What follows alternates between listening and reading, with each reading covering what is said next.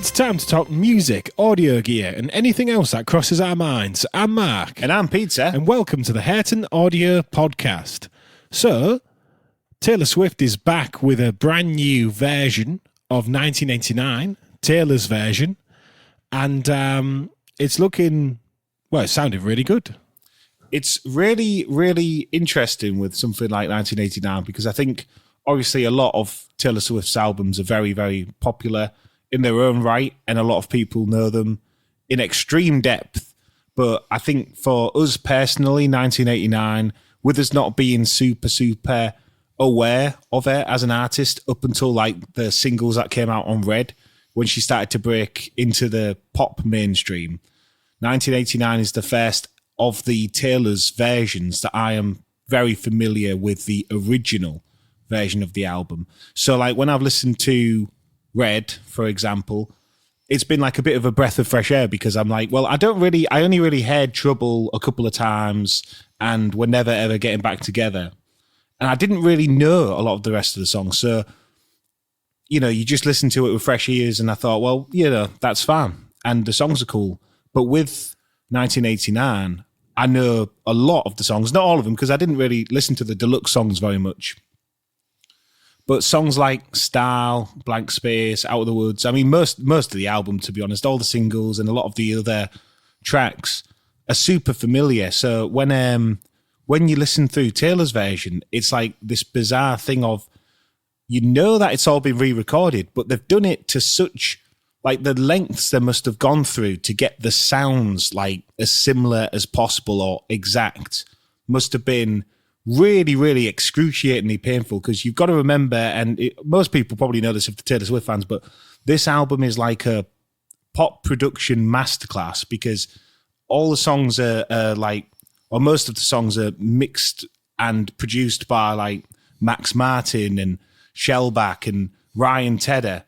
So it's like, and the songwriters obviously with Ryan Tedder, them two, and Jack Antonoff as well, a frequent collaborator, to recreate these like producers and these sort of ideas that they would bring to the table and do it again like less than 10 years after doing it in the first place must have been like exhausting, right?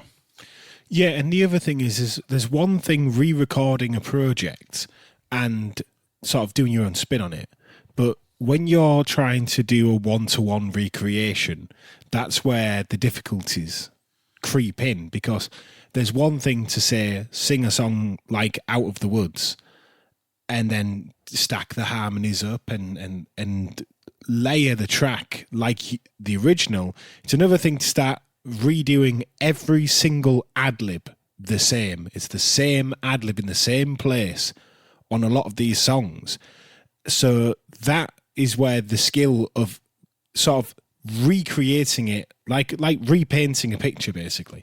Having to put all of the colours and all the little bits in, but then the details, these little ad-libs that they don't need to put in. But obviously, if you know the song, the original recording, back to back, you know every word, you know every single ad-lib. So if an ad-lib is different or missing, this is a little bit like what bands have when they don't do the guitar solo that's on a record live. As a listener, you are expecting something to be there, and when it isn't there, you are a lot of the time disappointed.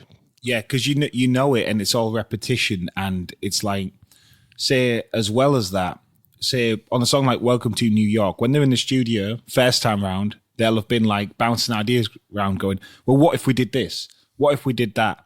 When they go to do the Taylor's versions one, I mean, when you listen to it, they're so like identical in a certain capacity that it's not really like, oh, well, what should we do? Where could this go? It's like, well, that's where it's going. This is what it is. Now, how do we do that as fast as possible? And like for the fans who know it. And the worst thing is that like people will sit there, they'll put the album on and they'll be like, you know, they know this album like back to front and front to back. And they know every single sound. So it's like when you put the Taylor's versions on, you know, like when they've been in there making it, they know people are going to be poring over every tiny little detail, every delay throw, every ad-lib, as you said, Mark, and every synth sound. Like, fortunately, like if you get the physical copy actually says which synths they've used on a lot of the tracks. And a bit like on Midnights, there's a lot of Junos and a lot of hardware, like Prophets style synths, and even like an OP1 from Teenage Engineering, which fortunately for them, they can rely on, hopefully, a lot of either prefab sort of sounds that they use off these hardware keyboards, or the keyboards are limited in a capacity where they can look and go, well, it's a Juno, it's a saw with a filter here, let's just whip that up real quick. Whereas if every single track was like, well, we made this on like Serum or Massive and we lost the patch and it was all like meticulously poured over, like maybe something like what Skrillex or somebody like Calvin Harris might be doing, it would be such a pain to do that. And the other thing is, like, if they used old keyboards that they no longer had access to, that would make it a lot harder. But luckily, like, we're talking like what you would call studio bread and butter synths. Like, this is what not necessarily everybody has, but this is what everybody wants synth wise. Like with Junos and Prophets, it tends to be what big producers gravitate towards. It's like the classics, you know. It's like your orange juice and strawberry juice. Or I would say like a primary color. It's almost like a production primary color is having a Juno or something, you know. It's not unexpected, it's not unfamiliar, but it's, you know, it's satisfying, and you see it and you know what it is, or you hear it and you know what it is. It makes you wonder when they get to Reputation, where the sound design is drastically different and a lot less familiar and a lot more cutting edge, how easily it's going to be for them to recreate every single sound. Because there's a little bit of difference. Like, you'll hear some of the chimey sounds are just ever so slightly different, and you would only be able to pick up on it if you listened to the songs back to back and started comparing them. You would maybe hear like, oh, well, that's a little bit more like punchy, and that's a little bit brighter, and just little things, but almost unnoticeable. Like, you could play this album to somebody who knows the original back to back, and they might not even realize they're not listening to it. Yeah. I mean, occasionally I've had to check on Spotify which version, like if I've been listening to a playlist, I've added this one, the Taylor's version, to a playlist. And then I was listening to Out of the Woods and went, well, let me just check which version it is. And it was the original one. And I thought, oh, well, that's interesting, because it's, you know, if you don't immediately know, then they've done their jobs. They've done their jobs at recreating this sound, which is, I mean, again, to not to imitate, but to recreate what some of the most like legendary producers of this era has done on a fairly cutting edge album from less than 10 years ago. To do that with whatever team Taylor's got is pretty much incredible. Like, and also though, like, even in isolation, even if she and her team had like a couple of years to make this album, just to do it to this level of detail is astounding. But when you think like how many she's dropped in like the past year, like at least Midnight's and Speak Now as well.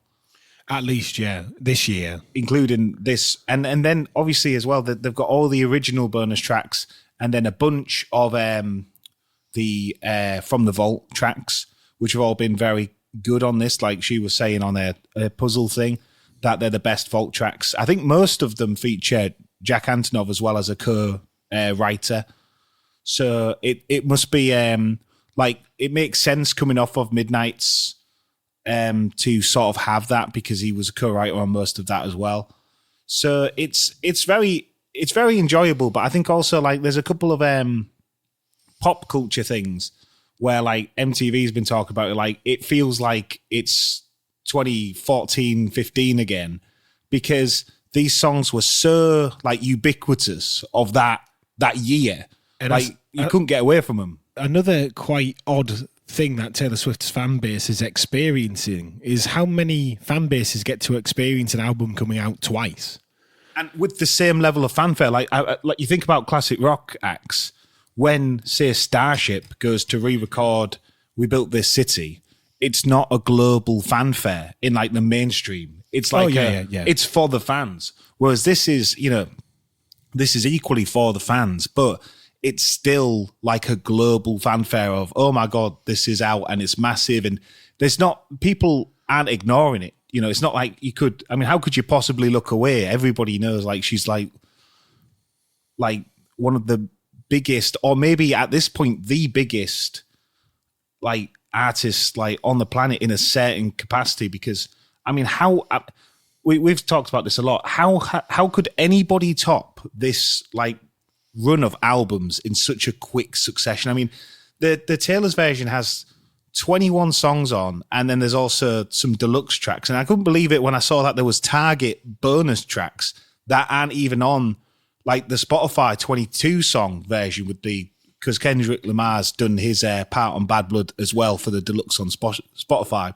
But then there's more songs, and it's like, how many songs could there be, and how organized like do you have to be as an artist to say, right, this year we're going to put out like 60, 70 odd tracks? It's crazy. And like we say, when we was talking about quantity versus quality, this is where the argument for, well, you can have a quantity of quality. Like none of these are done in a rush. None of them are subpar in any way. But obviously, if you're a Taylor Swift fan, you're getting like 50 to 80 songs a year, whereas other fan bases may get 11 or 12. And the thing is that they're not getting any less quality. If anything, they're getting more quality than the vast majority of music that's coming out because of the level of detail that's gone into all of this, both from the marketing fanfare side, but also like when you listen to it, you can see that they care about what they're doing and that they're still interested. Most people, given Taylor Swift's situation, would have said, I'll just record 20 of the greatest hits and that'll be it, a one and done album. Whereas to painstakingly go through every single one of the 6 albums and not go halfway through, you know what, we've done 2 of them and we can't be bothered to do the rest. Because a lot of artists would have promised what Taylor Swift promised, said, I'm going to give you 6 albums re-recorded. Let's forget about the vault tracks now. But 6 albums to re-record is practically impossible. And to think that we're on album 4 of that run and she hasn't just like completely burnt out or given up and she's put albums out in between is miraculous. Like we were saying earlier, wasn't we? Like, could you imagine any rock band being able to re-record one of their best albums? They would struggle because a lot of the bands, they may you occasionally see like a re-recorded greatest hits album or our favorite picks, and they'll do it. But a lot of bands will typically just go like, let's just do it live in the room and then get somebody to mix it, not do the full studio thing. But also they won't pick every song. They'll pick the songs that they play live, and they know they can do it quickly because they play that set live all of the time. Whereas this is like, right, let's get the songs that people haven't heard. Let's get the songs that people didn't hear live and the songs that they don't even play live. I'm assuming Taylor Swift's probably played all of these songs live because that's the sort of artist she is at some point anyway.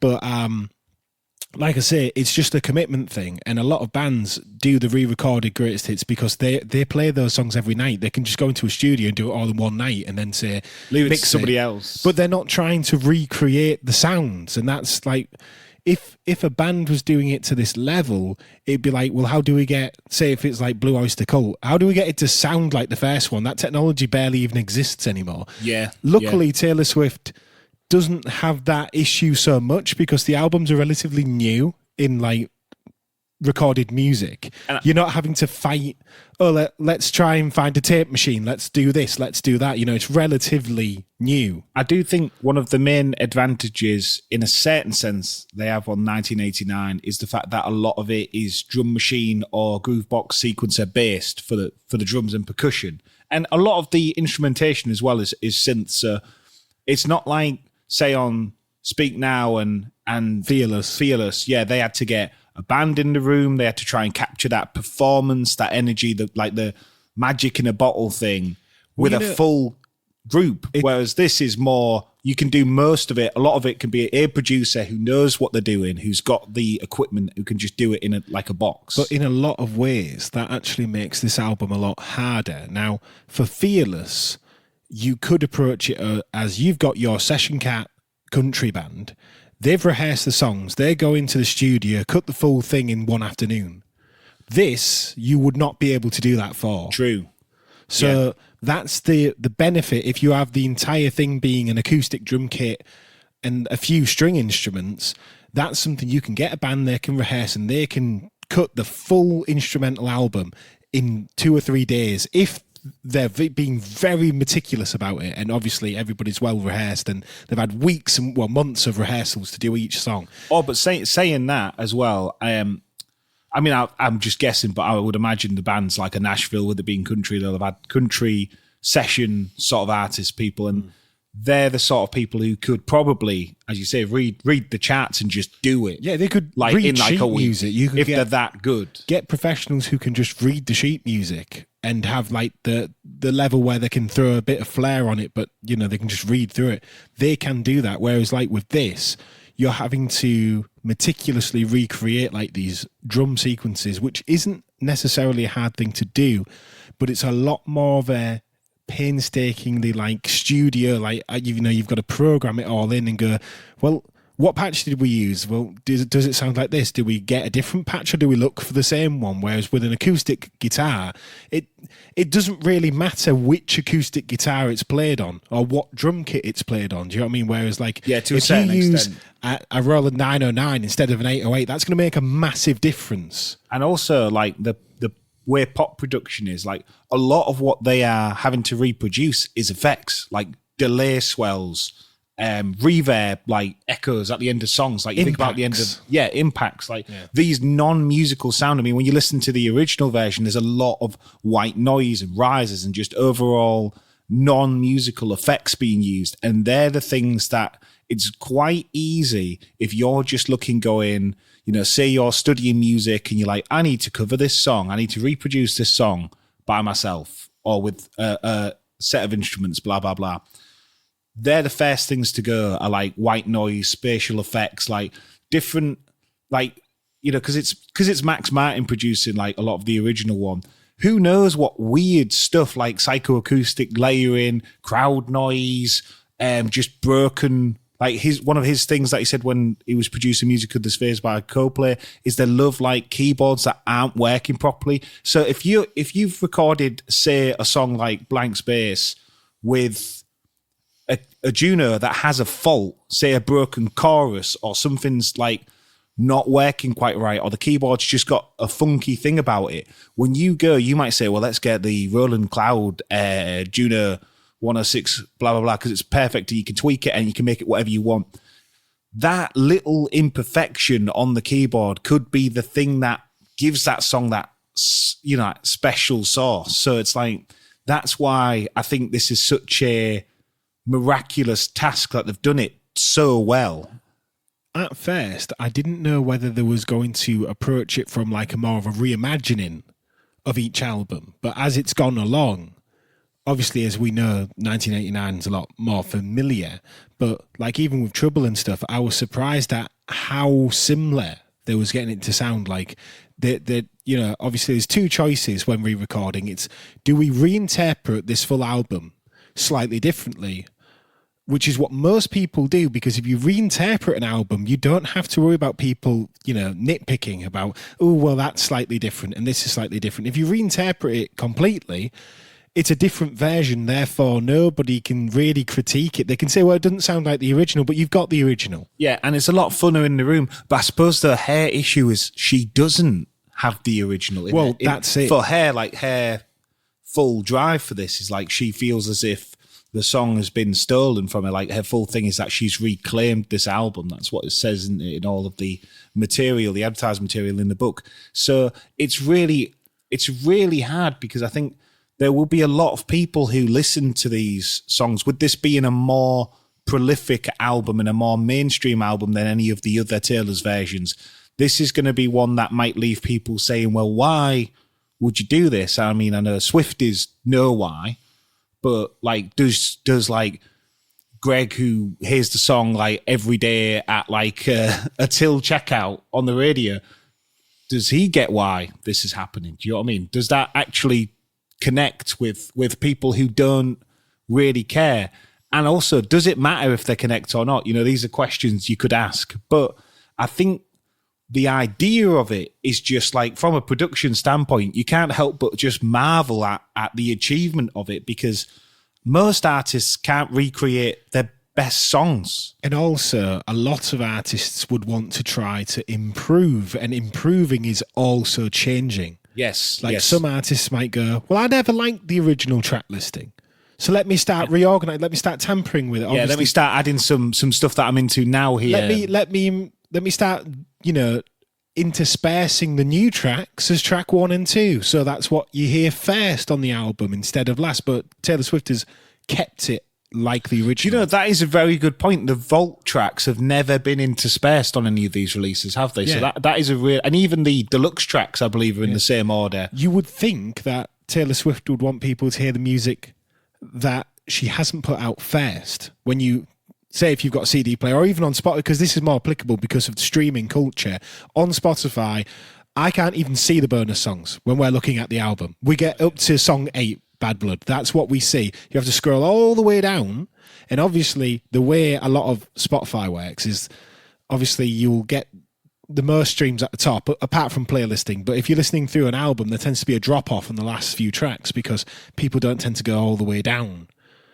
I will say, from the current Spotify, sort of the way it's reflected, there's sort of, with the exception of Wildest Dreams and This Love, which came out earlier, so they've got a massively inflated number compared to the rest of the album, it sort of does a slight drop, couple of million drop, starts with like 14, 15 million. The singles have a tiny bit more on average, and then it sort of drops back down to like 8 million. Before the vault tracks. Before the vault tracks, but the New Romantics, I wonder if this is because some people, I mean, I know it says from the vault on the ones, but again, with the deluxe songs, I kept listening to Wonderland going, is that a new song? I thought, because I just listened, I wasn't looking at the track listing, so I thought, is Wonderland a new song? Because the version that I listened to only went up to clean.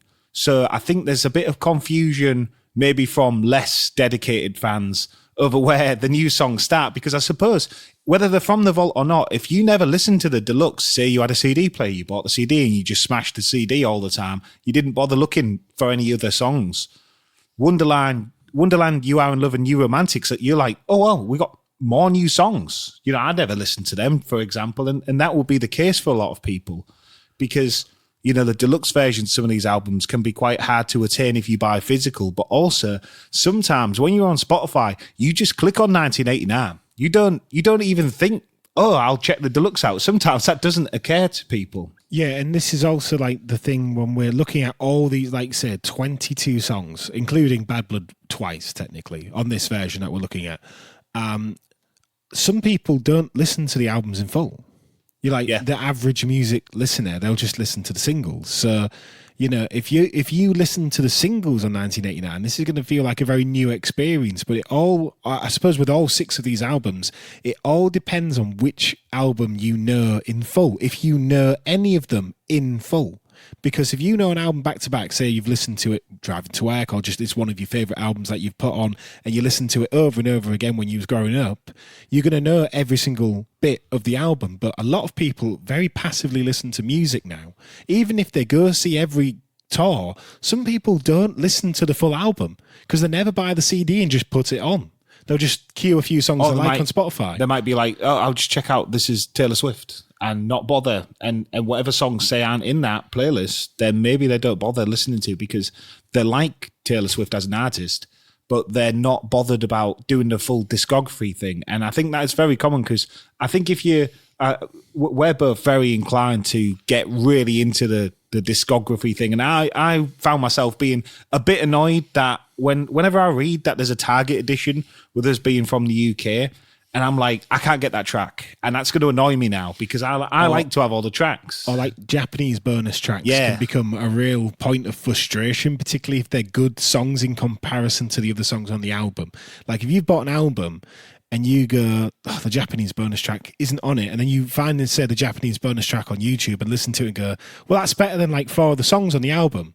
Yeah, it's frustrating. It's annoying. I like, say, Toto's The Seventh Son. The Japanese bonus track is the title track, which is so frustrating. Like, because you just don't remember it because it's not on the CD. You don't hear it as often if you're in that ecosystem. And a lot of the time, the Japanese bonus tracks don't appear on UK Spotify. Yeah, they're often region locked. So then they? it's just lost to you as a fan, and you just feel like, well, yeah, I've got no incentive. There was a lot of people when I was because I saw it. I think I saw it on Threads about this track. I can't remember the name of it now. That it was for one of the I think for a movie that she'd done in the same time frame as 1989, which is why it's the target bonus track. And there was loads of people like, where's the MP3? Does anybody want to give me an MP3? I think somebody had ripped a vinyl, and it was like, here's a vinyl rip, but I don't have the MP3. And loads of people were like, it's good enough. Well, yeah, because people want the songs, because you feel like, and I suppose in a way it's crazy how deep these albums are, and then you go, they're still missing songs. It's like, how many songs can there be?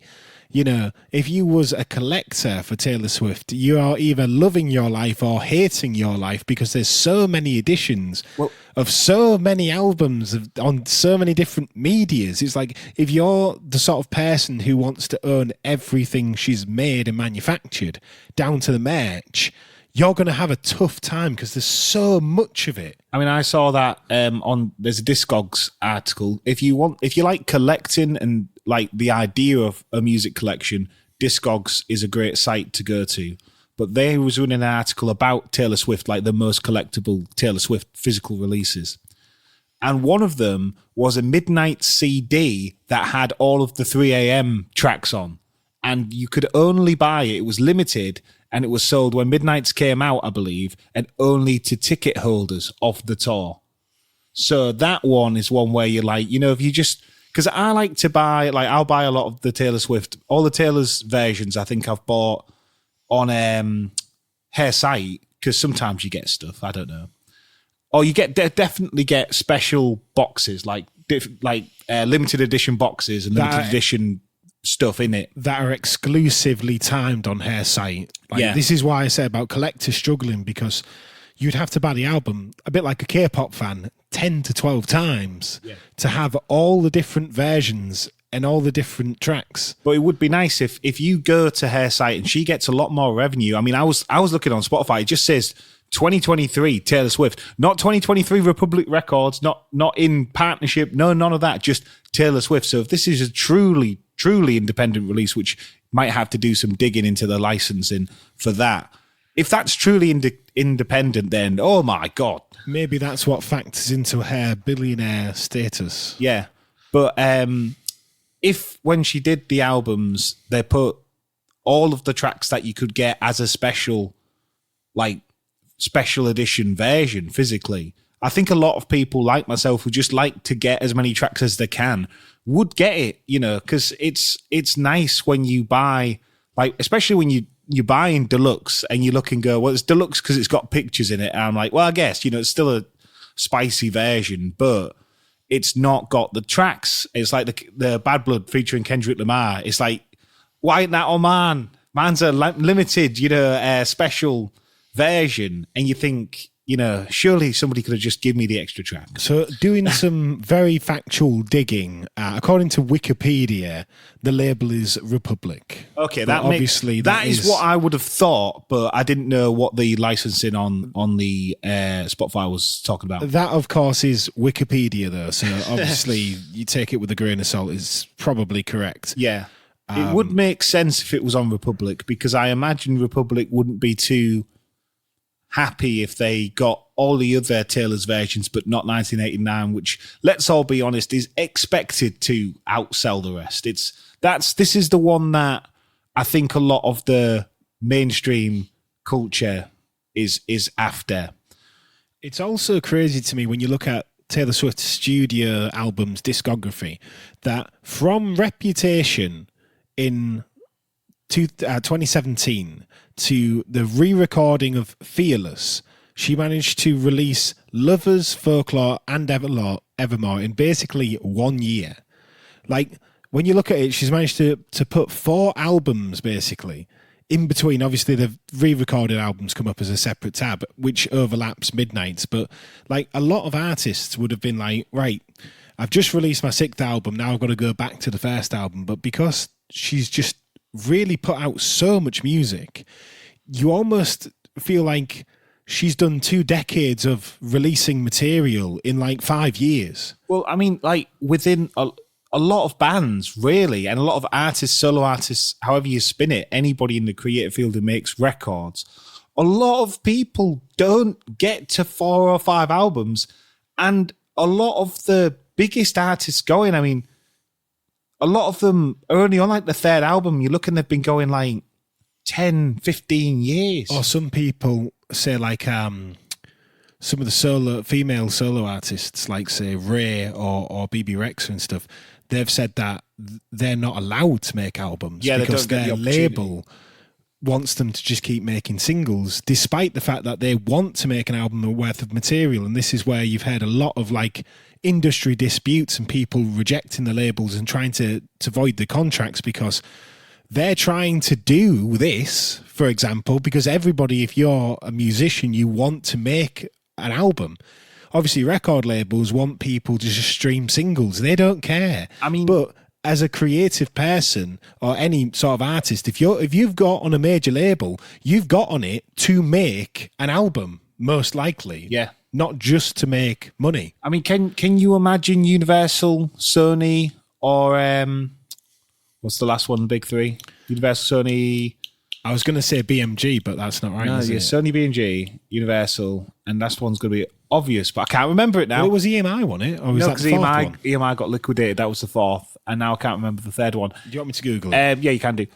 But the big 3 major record labels, even with an artist like Taylor Swift, where they know it's basically like printing money for them, I don't think that they would let her do this because they're all about this momentum thing. Well, you've got to do an album and then you've got to tour for... Yes, Mark? The big 3 is Universal Music Group, Sony Music Entertainment, and Warner Music Warner. Group. How could I forget Warner? Anyway, them 3, I don't even think they would let Taylor Swift do it in this rapid succession because they would say, well, you don't just pick the best songs and make one album with the best songs. But sometimes, like as we say all the time, like, what's the best song? Well, yeah, also, just as a note, Republic Records is owned by Universal Music. Is it really? It is. But obviously, there's like a bit of separation there. Whether they've acquired them or however that's gone down, they are technically, this is on Universal Music. But as we say, like a label slash, it's not a sticker label, is it? It's like a proper group, like a bit like Dirty Hit is, where it's on Polydor, and Polydor's on Universal, I want to say as well. This is the problem with the labels, they're a nightmare. But anyway, the people at Republic make the decisions and they know what they're doing. Because when you see everybody flocks to Republic, and I wonder if they flock to Republic because it's a subsidiary. So obviously I've just typed Republic Records on Google. Is Republic Records a good label? A division of Universal Music Group, the world's leading music company, obviously they're going to say that, Republic Records has been recognised by Billboard as the industry's #1 label over the last 10 years. And I wonder why. Well, they just seem to let people do what they want. Like I say, everybody who gets off their contract early seems to go to Republic. So whatever they're doing, I mean, maybe they just say, look, do your thing, we'll figure it out. But they seem to have no issue with people like Taylor Swift putting out multiple, I mean, even 3.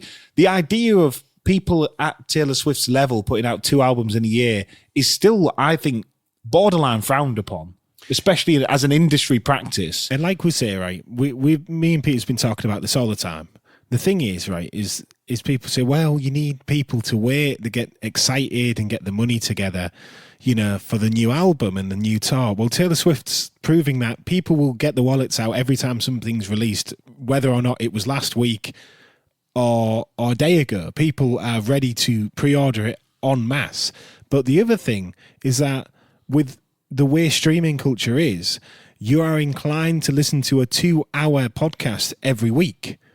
Well, an album doesn't last 2 hours. So in theory, you'd be able to listen to a Taylor Swift album, a brand new one, as if it was a podcast every single week. Because that's what people do with podcasts, YouTube, and Netflix.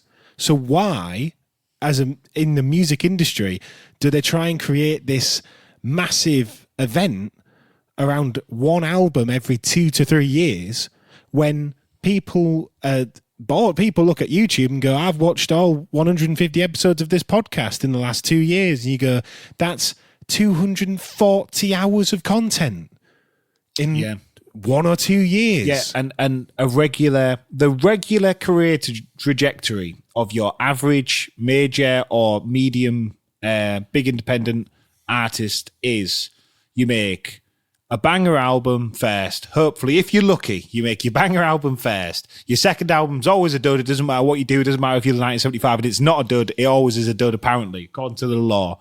Third album, big. Fourth album, if you're lucky, capitalizes on that, then you're dead. That's like the playbook, isn't it, for releasing albums? If you're thinking that albums at the moment last about half an hour, you're thinking that you might have somebody's entire recorded discography, I say 3 albums, a legendary 3-album trilogy, and then, bam, that's it. They're done. They've split up or whatever. And you think that is an hour and a half of music content. That's not even the same length. So that's your entire career as a musician, in recording. That's not even as long as one episode of a normal podcast. And the worst part about that is it's the exact same medium. It's recorded audio. Mind-blowing. And that's what me and Peter's been talking about, just being crazy with like the way the music industry is in comparison to other industries. And I find that even stranger when you think that those two industries are side by side on like Spotify or any of the music sites, because they're going hand in hand. At this point, as you say, Matt, it is practically the same medium. You're using the same platforms, the same technology, the same delivery method. And yet one, you expect a 2-hour-ish weekly show, and people get disappointed if they miss one, and the other, maybe if you're lucky, half an hour of content a year. The only difference is you are expected, but not always expected, to listen to an album more than once. But I would say that people who love podcasts probably re-listen to their favourite episodes. And a lot of people, I think, who love music, if you're trying to stay on top, we all know there's an impossible amount of music to listen to. So I think there's a lot of music that is only listened to once by consumers. Yeah. I mean, take your average, if you're not a big Taylor Swift fan, there's no way you're re-listening to her songs. I mean, maybe if they come on the radio, but you might check a song out here and there. If you're a passive enjoyer of something like Taylor Swift's music, you want to hear it, say, for the cultural moment. There's a lot of people like this. You want to hear it for the cultural moment, but you don't really care. And this is why the Spotify play counts are so strange, because where on the album did 2 million people who listened to Clean, for example, not get to You Are In Love? But why did more people listen to Clean than I Know Places? Do you know what I mean? Which is the song before it. And it's is it a ballad factor? Is it a fan favourite factor? It's just a strange thing, because if people were listening to that, which obviously people don't, you would assume that the songs would be neck and neck. But obviously one person might listen to one song 50 times, whilst the other person listens to a full album, and then the other, and this is why you end up with such a skewed statistic. Yeah, because if you use from I Know Places to Is It Over, there is a 7 million stream margin of error. Obviously, we're not including This Love or Wildest Dreams, because they have that single thing. They've been out ages, so they're what you would call outliers in the sort of table of data. But You Are In Love with eight at time of recording 8,700,000 to Is It Over Now 17,174,000. That's a massive margin of difference. Like as you say, that's like 7 million. A lot of artists don't get 7 million players. So that's the margin of error between people who listen and people who drop off. But as you say, it's not even a sequentially relevant drop off. It's like people just checking out whatever. So it's interesting. So that's been our super deep dive on Taylor Swift's 1989 Taylor's version, and also the sort of hypocrisy of the audio medium content vacuum that sort of is happening with songs compared to podcasts. It's just a funny observation, but yeah, it's one that we've had recently, and you'll have to let us know what you think on the polls that we'll put down in the Spotify description and just in general. Thanks for listening. I've been Peter. I've been Mark. See you next week.